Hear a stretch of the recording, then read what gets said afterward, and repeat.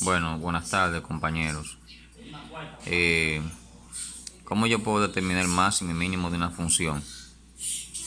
Es muy fácil saber determinar cuando una función tiene su máximo y un mínimo y en qué punto, en qué coordenada esa función tiene un máximo y tiene un mínimo. Por ejemplo, esta gráfica, ustedes ven aquí esta curva a lo largo en el eje X tiene dos intersecciones en el eje X. Una intersección en ese punto y otra intersección en ese punto. Entonces, en el punto más alto de la curva pasa una horizontal, que es una tangente a ese punto, y una tangente que es horizontal, que es paralela al eje X, entonces una tangente que es igual a cero. Significa que la derivada en ese punto es igual a cero, que la pendiente de la recta tangente a esa curva es igual a cero, porque es paralela al eje X. Entonces, el máximo, cuando yo evalúo los puntos críticos, o sea, una vez que yo obtenga la derivada de la función y obtenga los ceros de esa función, y yo evalúo los puntos en esa función, y yo noto que el primer valor me da positivo y el segundo valor me da negativo, entonces tiene un máximo en ese punto. De positivo a negativo, cuando la función cambia de positivo a negativo, tiene un máximo en ese punto. Y obtenemos esa gráfica. Es una parábola que abre hacia arriba, o sea, que abre de arriba hacia abajo. Míralo ahí. Entonces esa parábola abre de arriba hacia abajo. La hoja de esa parábola va hacia abajo. Entonces eso quiere decir que esa parábola es menor que cero. Entonces, la derivada en ese punto tiene que ser igual a cero. O la función no sea derivable en ese punto, en un punto C. Ese es el punto más alto de la curva.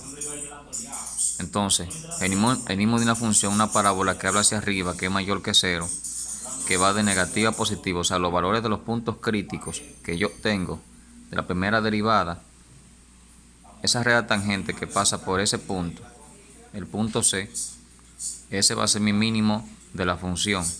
Cuando yo hago los dos puntos y tiene ese cambio brusco o ese comportamiento de negativo a positivo, entonces tiene un mínimo en ese punto, un máximo en ese punto aquí y un mínimo en ese punto. Entonces, esa es la forma como yo puedo encontrar el máximo y mínimo de una función. Pasos para encontrar el máximo y mínimo de una función. Primero que tiene que hacer es que la función se deriva. Luego se obtienen los ceros de la función. O sea, los puntos de la función de la gráfica tienen su intersección o los intersectos de la gráfica. Segundo, se evalúa de izquierda a derecha de ese punto que se despejó, que se encontró, de todos esos puntos que nosotros le llamamos el punto crítico, donde la derivada es hacia cero. Y de izquierda a derecha de ese punto C se va a evaluar la función. Y si yo noto que de ese cambio va desde la izquierda hacia la derecha, toma ese comportamiento de positivo o negativo, entonces en ese punto va a tener que se llama un valor máximo.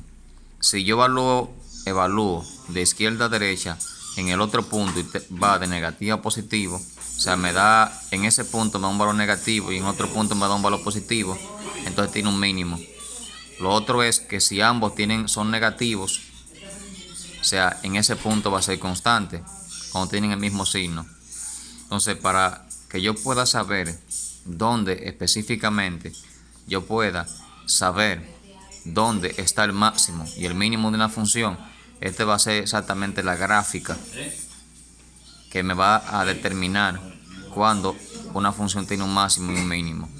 Y lo otro es que yo veo un cambio brusco una vez que yo evalúo los puntos críticos de esa función y tengo ese comportamiento de máximo a mínimo y de positivo a negativo y de negativo a positivo. Ahí yo me doy cuenta cómo identificar cuál es el máximo y cuál es el mínimo. Entonces, dijimos que de positivo a negativo es el máximo y de negativo a positivo es mínimo. Entonces vamos a hacer un ejemplo. Vamos a hacer un ejemplo aquí. Por ejemplo. ¿Dónde están las pastillas? Las pastillas.